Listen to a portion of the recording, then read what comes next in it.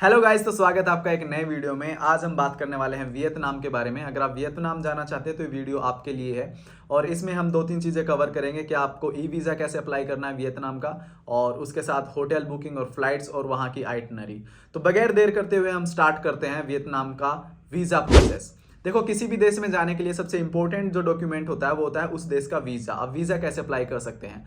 अब वियतनाम के केस में इंडियंस को ई वीज़ा मिल जाता है $25 में 30 डेज के लिए, और कुछ मिनिमम सी डिटेल्स डाल के, सिर्फ नाम और पासपोर्ट से रिलेटेड डिटेल्स डाल के आप with in 2-3 days e visa easily प्राप्त कर सकते हैं। इसके साथ साथ आपको डॉक्यूमेंट्स क्या रिक्वायर्ड है वियतनाम के अंदर एंट्री के लिए, तो मैं आपको बता देता हूं। आपके पास इंडियन पासपोर्ट होना चाहिए जिसकी 6 महीने की वैलिडिटी बची हो, 2 पेज ब्लैंक हो, और आपके पास confirm hotel and flight tickets हो। और इन कुछ डॉक्यूमेंट्स के साथ आप इजीली वियतनाम में एंटर कर सकते हैं, इमिग्रेशन क्लियर कर सकते हैं। तो गाइज, इसके साथ साथ अगर बात करें फ्लाइट्स की, तो आपको इंडिया से डायरेक्ट फ्लाइट मिल जाती है वियतनाम के लिए, जो कि 21,000 से लेकर 25,000 के बीच में आपको इजीली मिल जाएंगी अगर आप एक महीना पहले अगर अपनी प्लानिंग करते हैं तो गाइज, इसके साथ अगर आप इंटरनली भी फ्लाइट से ट्रेवल कर रहे हैं, फॉर एग्जांपल होचिमिन सिटी से आप दनांग जा रहे हैं या दनांग से हनोई जा रहे हैं या वाइस वर्सा, तो आपको इजीली इंटरनल जो डोमेस्टिक फ्लाइट्स हैं वो 3500 रुपए से लेकर 4000 में इजीली मिल जाएंगी, और कई बारी आपको इससे भी सस्ती फ्लाइट्स मिल सकती हैं। और इसके लिए आप उनकी डायरेक्ट एयरलाइंस विजिट कर सकते हैं। एयरलाइंस की जो वेबसाइट है उसको विजिट कर सकते हैं, जहां पे आपको $35 में, $36 में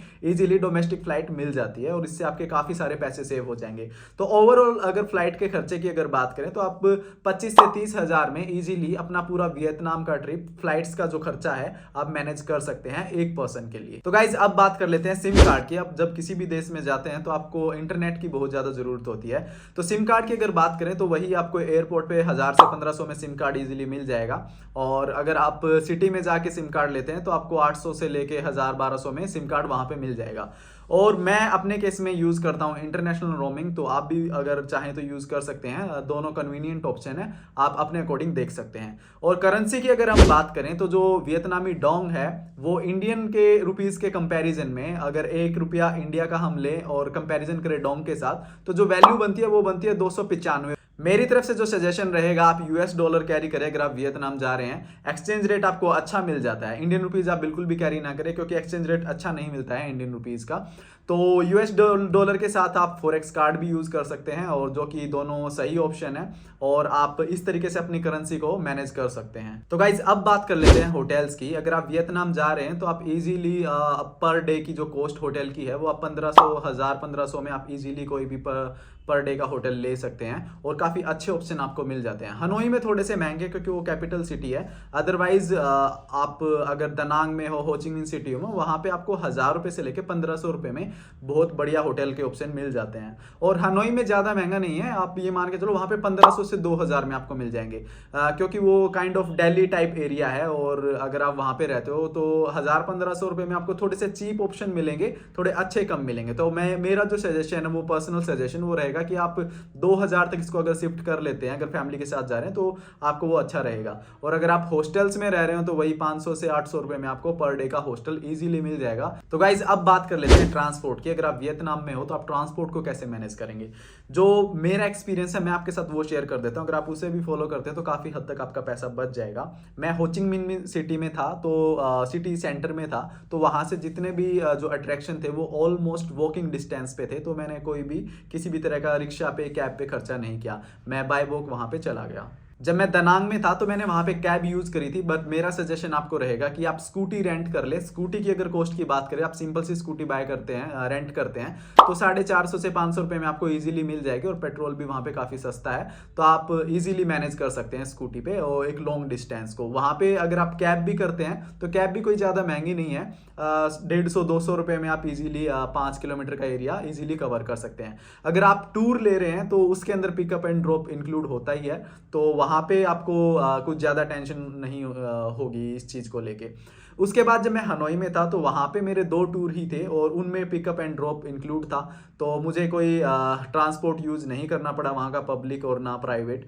और आपके केस में आप कर सकते हैं, मोस्टली आप वॉकिंग डिस्टेंस पे, जैसे ट्रेन स्ट्रीट है, आप हनोई में कहीं पे भी आप वॉकिंग डिस्टेंस पे जा सकते हैं। और इसके साथ साथ अगर बात करें थोड़ा जो दूर ऑप्शन है, तो वहां पे रेहड़ी चलती हैं, रिक्शा चलती हैं वियतनाम स्टाइल, तो आप उनको ले सकते हैं। और साथ में पब्लिक ट्रांसपोर्ट भी ले सकते हैं, वहां पे बसेस चलती हैं, 15-20 रुपए में आप कहीं पे भी जा सकते हैं। तो गाइज अब बात कर लेते हैं आइटनरी के बारे में, क्योंकि किसी भी देश में घूमने के लिए आइटनरी सबसे ज्यादा इंपॉर्टेंट होती है।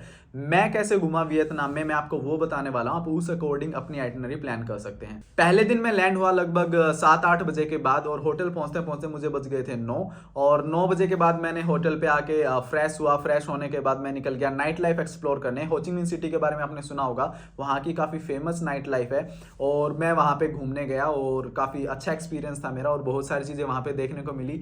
और वहाँ पे अगर आप जा रहे हैं तो इसको इसमें इंक्लूड कर सकते हैं नाइट लाइफ को, और इस तरीके से मेरा डे 1 निकल गया। तो गाइज अब बात करते हैं डे 2 की। डे 2 में मैं गया था वियतनाम वॉर म्यूजियम, और वहाँ पे जाने के लिए मैं बाय वॉक गया था। और जो वियतनाम वॉर म्यूजियम है उसमें दिखाया गया था कि वियतनाम की जब फाइट हुई थी, वॉर हुआ था जब यूएस के साथ, यूएस मिलिट्री के साथ, तो किस लेवल पे नुकसान हुआ था वियतनाम को। और यूएस ने भी काफ़ी लगभग आधे आधे वियतनाम पे कब्जा कर लिया था, और साउथ वियतनाम और नॉर्थ वियतनाम में वियतनाम बट गया था। पर वहाँ की अगर जनता की बात करें, वहाँ की जो आर्मी थी उनकी बात करें, वियतनाम के लोगों की बात करें, तो उन्होंने डट के मुकाबला किया था यूएस मिलिट्री का, और काफ़ी हद तक अपने देश को डिफेंड करने के लिए उन्होंने अच्छा पराक्रम दिखाया था। और इसके साथ साथ वहाँ पे बहुत जो यूएस ने अत्याचार किए उनसे रिलेटेड भी बहुत सारी चीज़ें दिखाई गई थी। अगर आप वैसे आपने बहुत सारे म्यूजियम देखे होंगे, लेकिन जो वियतनाम म्यूजियम था वो बहुत ज़्यादा मेरे लिए सरप्राइजिंग था, क्योंकि वहाँ पे जाके मेरी रूह कांप गई थी। मतलब इस लेवल के टॉर्चर किए गए थे वहाँ पे, मतलब देख के अलग सा अनुभव हो रहा था मुझे। मतलब बहुत ज़्यादा गंदा फील हो रहा था कि ऐसी परिस्थिति भी आ जाती है वॉर के टाइम पे। मस्ट विजिट प्लेस है, अगर आप वियतनाम हो ची मिन सिटी जा रहे हैं तो वियतनाम वॉर म्यूजियम जरूर विजिट करें। वहाँ पे आपको वियतनाम की हिस्ट्री के बारे में आपको पता चलेगा, जो कि काफ़ी इंटरेस्टिंग है। वहाँ से निकलने के बाद मैं गया था प्रेसिडेंट हाउस, जो कि एक जहाँ पे बैठ के इन्होंने जब संधि की थी अपनी, जब इनको इंडिपेंडेंस मिली थी, तो तब के कुछ मोमेंट्स वहाँ पे दर्शाए गए हैं। ये इतना मैं रिकमेंड नहीं करूँगा, आप चाहें तो स्किप भी कर सकते हैं, अगर आप देखना चाहें तो जा सकते हैं। वो एरिया काफ़ी खूबसूरत है जहाँ पे वो प्लेस है। आप ये मान के चलो कि वो काफ़ी सुंदर प्लेस है, और मोस्टली लोग वहाँ पे वो सिर्फ स्ट्रीट देखने के लिए, वो एरिया देखने के लिए भी चले जाते हैं। काफ़ी बढ़िया एरिया, तो आप इसको भी अपनी बकेट लिस्ट में डाल सकते हैं। और इस तरीके से जो मेरा डे 2 था वो निकल गया। अब बात करते हैं डे 3 की। डे 3 के लिए मैंने एक टूर बुक करवा रखा था, जिसको बोलते हैं मेकोंग डेल्टा और कुची टनल्स, जो कि पूरा दिन मेरा इन दोनों एक्टिविटीज में निकल गया था, जिसके अंदर पिकअप एंड ड्रॉप भी इंक्लूड था। और मेरा मॉर्निंग में पिकअप हो गया था 8:30 बजे के आसपास, और मुझे ड्रॉप भी किया गया था 8:30-9 बजे के आसपास। और जो डेस्टिनेशन थी वो काफ़ी दूर दूर थी, मतलब 100 किलोमीटर दूर दूर थी हमारी सिटी से। तो इसमें हमारा पूरा दिन निकल गया था। अगर आप भी जाना चाहते हैं तो कुची टनल्स जरूर जाएं, क्योंकि कुची टनल्स भी वॉर से रिलेटेड ही है, कि जो वियतनाम के लोग थे उन्होंने कैसे डिफेंड किया था यूएस से अपने देश को, उसके बारे में बताया गया है, जो कि काफ़ी इंटरेस्टिंग था। ज़मीन के नीचे उन्होंने टनल्स बना रखी थी, जिनके अंदर उन्होंने सर्वाइवल भी किया, और यूएस मिलिट्री के साथ उन्होंने फाइट भी की, तो काफ़ी इंटरेस्टिंग था। उसके बाद हम वहाँ से निकल गए थे मेकोंग डेल्टा। मेकोंग डेल्टा एक रिवर के अंदर कुछ आइलैंड टाइप था काइंड ऑफ, जिसके अंदर हमारे को कुछ ट्रेडिशनल एक्टिविटी करवाई गई थी, कुछ चीज़ें खाने को दी गई थी, जैसे कोकोनट कैंडी, जूस और फ्रूट, और वहाँ का कल्चरल सॉन्ग्स भी हमारे को सुनाए थे, और वहाँ का थोड़ा जो रहन सहन है उसके बारे में बताया गया था। तो इन शॉर्ट जो ये टूर था ये काफ़ी इंटरेस्टिंग था, और आप इसमें जा सकते हैं। इसमें मैं आपको एक चीज़ बताना चाहूँगा, जब आप कुची टनल्स पे होते हो तो वहाँ पे आपको गन चलाने का भी मौका मिलता है। मेरी जो रिकमेंडेशन, आप ना ही चलाए तो बेटर है, क्योंकि इतना मज़ा नहीं आएगा और आपके पैसे काफ़ी लग जाएंगे। वो मिनिमम जो अमाउंट है 10 बुलेट का 2000 है, अगर आप वहाँ पे गन चलाना चाहते हैं, बट वहाँ पे आपको मज़ा नहीं आएगा, मेरी जो पर्सनल ओपिनियन है, क्योंकि वहाँ पे गन को उन्होंने किसी चीज़ से वहाँ पे फिक्स कर रखा है, जिसकी वजह से जो उसका ब्लो बैक एक्शन है वो आप फील नहीं कर पाते हैं, तो आप इग्नोर कर सकते हैं। अगर आप सिर्फ फोटोज लेना चाहते हैं तो आप खर्च सकते हैं 2000, 2 पर्सन जाके 5-5 गोलियां चला सकते हैं। डे 4 मैं निकल गया था हो ची मिन सिटी से दनांग की तरफ। मैं फ्लाइट से गया था, तो ऑलमोस्ट मेरा सारा दिन ही निकल गया था। वैसे फ्लाइट आधे 1 घंटे की ही थी, इससे ज़्यादा नहीं थी, बट उसमें चेक इन में 4 घंटे निकल गए। फिर उधर जो दनांग का एयरपोर्ट है वो काफ़ी दूर था, तो वहाँ से मेन सिटी तक जाने में काफ़ी टाइम लग गया था। तो कुछ इस तरीके से मेरा लगभग आधे से ज़्यादा दिन खर्च हो गया था 4th डे। तो मैंने डिसाइड किया कि आज अब मैं कहीं नहीं जाऊँगा, मैं रेस्ट रेस्ट करूंगा और उसके बाद वहाँ की जो बीच लाइफ है उसको एक्सप्लोर करूंगा और आसपास की जो मार्केट है उसको एक्सप्लोर करूंगा। तो हमने काफ़ी अच्छा समय स्पेंड किया, शाम को सनसेट देखा और उसके बाद हम निकल के वहाँ की लोकल मार्केट एक्सप्लोर करने और हमने खाना वाना खाया और इस तरीके से हमारा 4th डे निकल गया। तो गाइज अब बात करते हैं 5th डे की। 5th डे में मैंने अपना पूरा दिन प्लान कर दिया था, जिसमें मैं गया था कोकोनट फॉरेस्ट और वहाँ पे जाके मैंने काफ़ी एक्टिविटी की, जिसके अंदर एक बकेट बोट के अंदर बैठ के हम एक कोकोनट फॉरेस्ट में गए। वो कोकोनट जो फॉरेस्ट है वो थोड़ा डिफरेंट टाइप सा कोकोनट फॉरेस्ट है। वैसे आपने नॉर्मली सुना होगा कोकोनट में वाटर होता है, बट वहाँ के जो कोकोनट थे उनके अंदर पानी नहीं था। पानी के अंदर लगे हुए कुछ प्लांट्स थे जिनमें कुछ अजीब से टाइप के कोकोनट लगे हुए थे, जिनको वो कोकोनट बोल रहे थे। और उनके बीच से वो एक बोट के अंदर बैठा के हमें एक ऐसे एरिया के लिए अंदर लेके गए जहाँ पे बहुत सारी एक्टिविटीज हो रही थी, जिसके अंदर आपने एक फेमस एक्टिविटी देखी, वो बोट के अंदर बैठा के काफी घुमाते हैं, वियतनाम में काफी प्रचलित है। इसके बाद मैं निकल गया था होयान विलेज, और होयान विलेज में इवनिंग में पहुंच गया था और मैंने इवनिंग में पूरा ओल्ड टाउन जो वहाँ का था वो मैंने एक्सप्लोर किया। काफी अच्छी चीजें देखने को मिली वहाँ पे, वहाँ का कल्चर समझने को मिला। और शाम को जब अंधेरा हो गया था उस टाइम पे हमने वहाँ पे काफी बढ़िया एक्टिविटी की थी, जिसके अंदर हमने किया था एक बोट के अंदर बैठ के कैंडल वहाँ रिवर के अंदर हमने डाली थी, जो कि काफी अच्छा लग रहा था। और ये वाली एक्टिविटी करके पता नहीं क्यों दिल को अलग सा सुकून मिल रहा था। अगर आप दनांग में हो तो ये मस्ट डू एक्टिविटी है, आप इसको जरूर करके आए और मैं 100% गारंटी करता हूँ आपको जरूर मजा आएगा। और इसके बाद निकल गए थे हम अपने होटल, और होटल जाने के बाद हमने रेस्ट किया और इस तरीके से हमारा डे 5 निकल गया। तो गाइज अब बात करते हैं डे 6 की। डे 6 हम गए थे बाना हिल्स। बाना हिल्स एक काइंड ऑफ डिज्नीलैंड है वियतनाम का, जिसे सन वर्ल्ड भी बोलते हैं। और वहाँ पे ही आपको एक गोल्डन ब्रिज, आपने देखा होगा, 2 हाथों के बीच में जो गोल्डन ब्रिज है वो देखने को मिलेगा, जो कि काफ़ी खूबसूरत था। और इस बाना हिल्स पे ही आपको फ्रेंच विलेज भी देखने को मिलेगा, जो कि काफ़ी पॉपुलर जगह है। मोस्टली लोग जो यूरोप का फील लेना चाहते हैं वियतनाम से लोग, वो आते हैं बाना हिल्स के फ्रेंच विलेज में।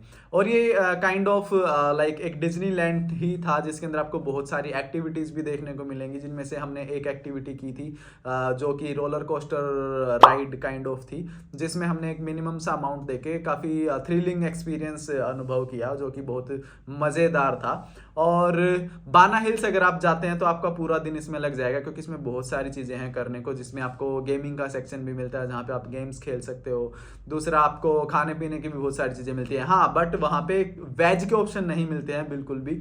दूसरा, आप वहाँ पे कैश कैरी करना, कार्ड वो बिल्कुल भी एक्सेप्ट नहीं करते हैं फूड वाले। तो आप अपने होटल से निकलते टाइम खाना खा के जाएं, ये मस्ट रिकमेंडेड है, क्योंकि वहाँ पे वेज के ऑप्शन बहुत बहुत कम ही, क्या ना के बराबर है। आप सिर्फ शेक पी सकते हैं, मिल्क शेक या फिर स्ट्रॉबेरी शेक, इस तरह की चीज़ें खा पी सकते हैं। अदरवाइज वहाँ पे आपको जो बर्गर भी मिलेंगे उसमें भी कोई वेज का ऑप्शन नहीं मिलेगा। दूसरी चीज़, वहाँ पे वो कैश एक्सेप्ट करेंगे, तो कैश कैरी करना ना भूलें। और तीसरी चीज़, वहाँ पे अगर आप जा रहे हो तो टाइम से ज़रूर जाना, क्योंकि वहाँ पे आप मॉर्निंग में अगर टाइम से चले जाते हो तो शाम तक आप वहाँ पे फ्री हो सकते हो, अदरवाइज़ आपकी कुछ चीज़ें रह जाएंगी।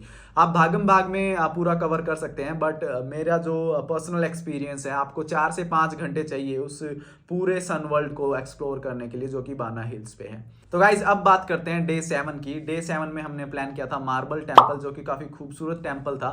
टेम्पल तो क्या था, एक पहाड़ था मार्बल का, जिसके ऊपर काफ़ी सारी केव्स बनी हुई थी, काफ़ी सारे टेम्पल बने हुए थे और काफ़ी सारे ऑब्जर्वेशन डेक बने हुए थे, जहाँ से आप दूर दूर का, अलग अलग जगह का, सिटी का, कैनाल का, समुद्र का व्यू ले सकते हो। तो काफ़ी खूबसूरत था और आप यहाँ पे भी जा सकते हो। यहाँ पे चढ़ने के 2 ऑप्शन थे आपके पास, या तो आप एलिवेटर से जा सकते हो जिसकी एक फीस थी, या आप पैदल पैदल जा सकते हो सीढ़ियों के थ्रू। हम गए थे एलिवेटर के थ्रू, लिफ्ट के थ्रू, तो जल्दी पहुँच गए थे। आने में हमारे को इतनी थकावट नहीं। बाकी मेरी जो ओपिनियन है वो यही है कि आप एलिवेटर के थ्रू ही आप ऊपर जाना, क्योंकि ऊपर चढ़ते टाइम अगर आप थक गए तो आप ऊपर के काफ़ी सारे पॉइंट्स को आप मिस कर देंगे। तो आप एलिवेटर से जाना और सीढ़ियों से वापस आना।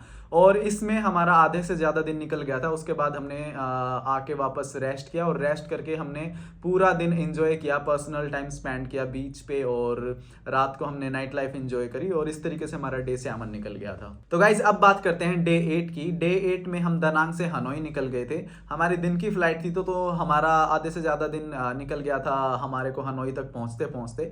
और उसके बाद हमने एक्सप्लोर की थी शाम को मार्केट, और हमारा नेक्स्ट डे का हमने एक टूर बुक किया था जो कि हलोंग बे था। और उसके बाद हम चले गए थे मसाज करवाने। हम काफ़ी थके हुए थे तो सोचा चलो यहाँ की मसाज एक्सपीरियंस कर ली जाए। और मसाज के बाद जब रात हो गई थी 8-9 बजे के आसपास हम गए थे वहाँ की फेमस ट्रेन स्ट्रीट पे, जो कि काफ़ी सही एक्टिविटी थी। मतलब बहुत ज़्यादा लाइक ऐसा भी नहीं था कि अगर आपने वो मिस कर दी तो बहुत कुछ आपका छूट जाएगा, बट आप उसको कंसीडर कर सकते हैं। काफ़ी सही एक्सपीरियंस था।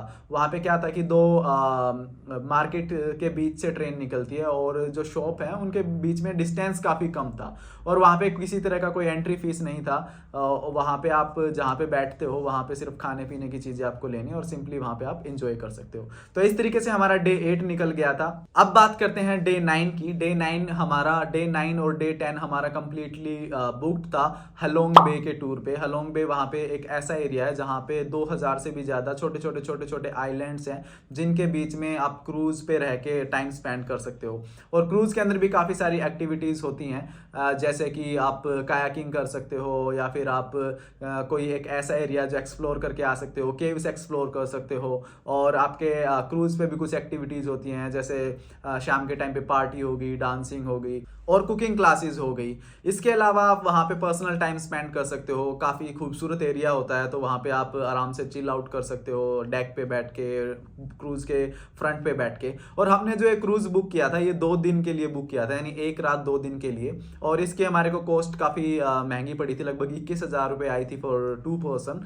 क्योंकि इसमें हमने काफ़ी लग्जरी बुक किया था। और आप ऑलमोस्ट सेम एक्सपीरियंस एक दिन में भी कर सकते हो। आप डे ट्रिप ले सकते हो हैलोंग बे का, जो कि आपको काफ़ी सस्ता पड़ता है, यानी 4,4500 में आप एक पर्सन के लिए स्पेंड कर सकते हैं। और उससे भी सस्ती एक्टिविटीज़ होती हैं, वो डिपेंड करता है कि आप कौन सा क्रूज़ ले रहे हो। और ये आप अपनी चॉइस के अकॉर्डिंग ले सकते हो। इससे ज़्यादा का भी था, इससे महंगा भी था, 3 दिन के लिए भी था, 4 दिन के लिए भी था। तो मतलब ये डिपेंड करता है कि आप कौन सा टूर ले लो। हमने 2 दिन का लिया था, इसलिए हमारा 9वां दिन और 10वां दिन इसके अंदर निकल गया था। 10वें दिन के अंदर भी हम लगभग पहुंचे थे अपने होटल के अंदर लगभग 1-2 बजे के आसपास। उसके बाद हम काफ़ी थक गए थे क्योंकि हैलोंग बे हमारे होटल से, हनोई से काफ़ी दूर था, तो हम बस में आए थे जो कि एक प्राइवेट बस थी क्रूज़ की ही। तो इस तरीके से हमारा ये सारा दिन निकल गया था। और 10वें दिन फिर हमने शाम को फिर से मार्केट एक्सप्लोर करी, थोड़ा सा इंजॉय किया और अगले दिन की हमारी फ्लाइट थी नेक्स्ट डेस्टिनेशन के लिए। तो इस तरीके से हमारा लगभग 10 दिन पूरा वियतनाम के अंदर हमने बिताया। तो गाइज अब बात कर लेते हैं फूड की। अगर आप वियतनाम में हो तो आप इजीली मैनेज कर सकते हो। अगर आप लोकल फूड वहाँ पे खा रहे हो तो 500 से 1000 रुपये में। अगर आप इंडियन फूड खा रहे हो, वेज फूड खा रहे हो, तो आप लेके चलो कि आपका पर डे का जो कॉस्ट आएगा वो 1000 से 1500 रुपए के अंदर आएगा पर पर्सन। खाने के ऑप्शन आपको बहुत मिल जाएंगे, आप इजीली इंडियन फूड ढूंढ सकते हैं वियतनाम में किसी भी जगह पे। तो गाइज अब बात करते हैं प्रो टिप। प्रो टिप एक ही है, आप जब ई वीज़ा अप्लाई करें तो केयरफुली फॉर्म फिल करें। अगर आप चाहते हैं कि मैं आपको एक फॉर्म फिल करके दिखा दूं तो मैं एक वीडियो बना के डाल दूंगा। और आप वीज़ा जरूर चेक करें कि आपके दोनों नाम उस पे हों, सरनेम भी और सिंगल नेम भी। तो गाइज अब बात कर लेते हैं टोटल कॉस्ट की कि मेरा वियतनाम में टोटल कितना खर्चा आया। तो आप देख सकते हैं मेरा टोटल कितना खर्चा आया और ये 2 पर्सन के लिए है। तो आप इसको देख के अपना आइडिया लगा सकते हैं कि आपका इतना स्पेंड हो जाएगा। बाकी मैं काफ़ी ज़्यादा स्पेंड करता हूँ तो इसमें से आप आराम से 30,000 रुपये वेव ऑफ कर सकते हैं और 2 पर्सन के लिए 1 लाख इनफ रहेगा। तो गाइज आशा करता हूँ आपको ये वीडियो काफ़ी इन्फॉर्मेटिव लगा होगा और काफ़ी सारी चीज़ें जो मैंने बताई आपको समझ भी आई होंगी। फिर भी कोई डाउट क्वेश्चन रहता है तो आप कमेंट करके मुझसे पूछ सकते हैं, मैं आपके कमेंट्स के रिप्लाई जरूर करूंगा। और कोई भी पर्सनल क्वेश्चन करना चाहते हैं तो आप मुझे इंस्टाग्राम पे आप मैसेज करके पूछ सकते हैं। तो गाइज इस वीडियो में इतना ही रखते हैं, मिलते हैं नेक्स्ट वीडियो में, तब तक के लिए बाय बाय।